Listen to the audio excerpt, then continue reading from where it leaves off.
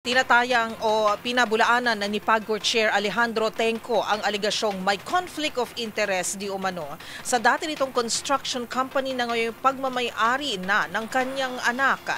Ayon kay Tenco, bago pa man siya maupo sa PAGCOR ay nakapag-divest na ito sa kumpanya at walang anumang impluwensya sa bilyong-bilyong pisong halagang kontratang nasungkit nito sa gobyerno. Magbabalita si Kyle Bulias.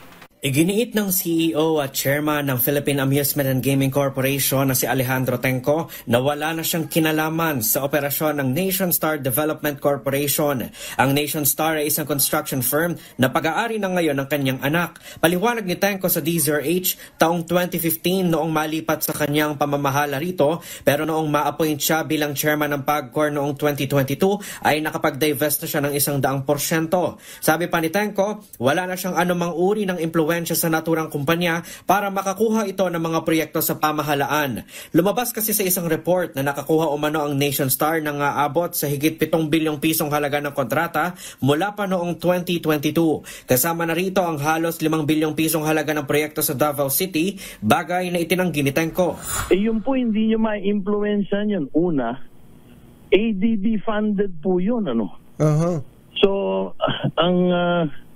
ang bidding process po niyan medyo masikip pagka ADB.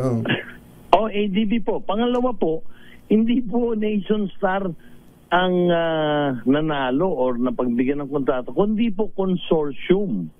Kung saan 3 pong kumpanya kami, kasama po ang Nation Star, nandun po ang AIM Builders at nandyan po ang China Road.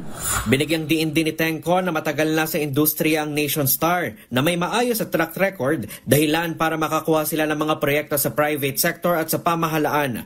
Wala rin umanong kahit anong flood control project na hawak ang Nation Star. Sabi ni Tenco, nabigyan ng ibang kahulugan ang pagiging malapit ni Tenco kay First Lady Liza Araneta Marcos. Pero ayon sa kanya, wala pa man sa pwesto si Pangulong Bongbong Marcos ay may mga proyekto na ang Nation Star sa DPWH.